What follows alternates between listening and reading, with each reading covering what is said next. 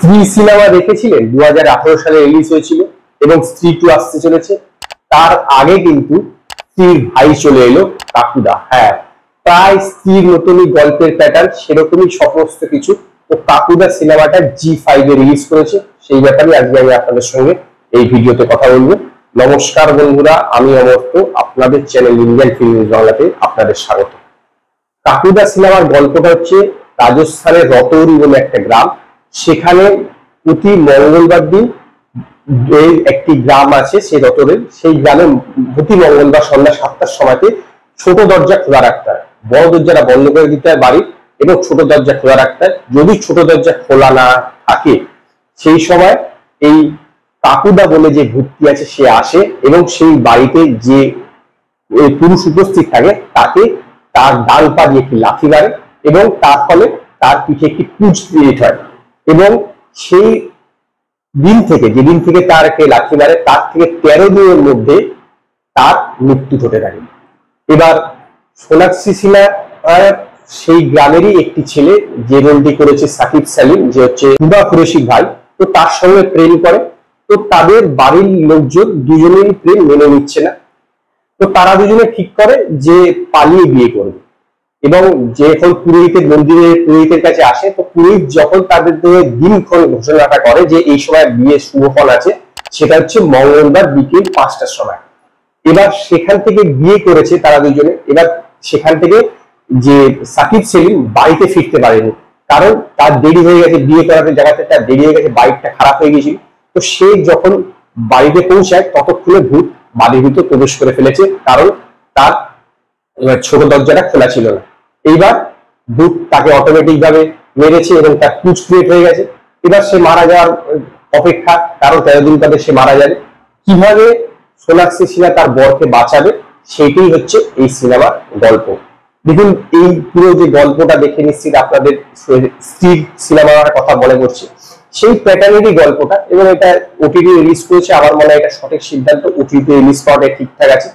কারণ সিনেমাটা যেহেতু আমরা যে প্যাটার্ন এর আগে অলরেডি দেখে ফেলেছি স্ত্রী সিনেমাটাতে, এবং এই সিনেমাটা সেই রকম লেভেলে গ্যাঞ্জার নেই, সেই রকম লেভেলে ভিএফএক্স নেই, বা সেই রকম লেভেলে যাবতীয় কিছু নেই, মানে অত বিগ স্কেলে বানানো না, তাহলে এটা ওটিটির পক্ষে একদম ঠিক।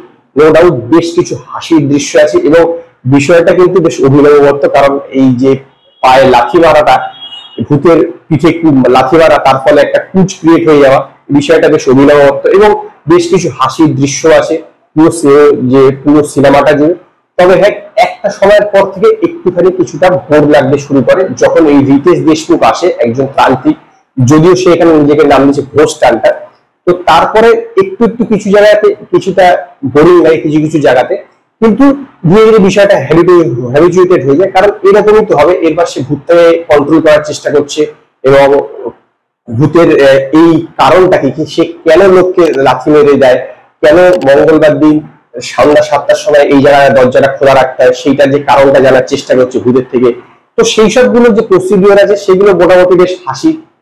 এবার আসি অভিনয়ের কথা। এখানে সোনাক্ষী সিনহা ডবল রোল আছে, সত্যি সে ভালো কাজ করেছে, নো ডাউট।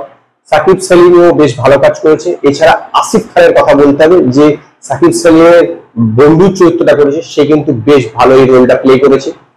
রিতেশ দেশমুখ তো কমেডি সিনে নো ডাউট ভালো, তো তান্ত্রিকের বেশে তাকে বেশ আধুনিক কমেডি, একজন তান্ত্রিক, সেই রোলটাতে বেশ তাকে ভালোই মানিয়েছে।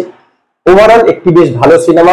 গানগুলো আমার কাছে সেরকম জমেনি, গানগুলো মানে বলতে পারেন যে এটা সিনেমার একটা ড্রব্যাক বলতে পারে। প্রোডাকশন ভ্যালুটা ঠিকঠাকই আছে। যদি এটা ওটিটিতে না রিলিজ করে থিয়েটার রিলিজ করো, তাহলে হয়তো আরো প্রোডাকশন ভ্যালুটা বড় করার কথা ভাববে, কিন্তু অ্যাজ পার ওটিটি রিলিজ এটা ঠিকঠাকই আছে আমার মতে, যে এই সিনেমার যে প্রোডাকশন ভ্যালু সব ঠিকঠাক আছে। বিজিএম এর মানটা একটু বেটার করলে ভালো হতো এবং গ্রাফিক্স এর কাজটা একটু বেটার করলে ভালো হতো। ওভারঅল এটি একটি ভালো প্রচেষ্টা এবং বেশ হাসির সিনেমা, অবশ্যই দেখতে পারে।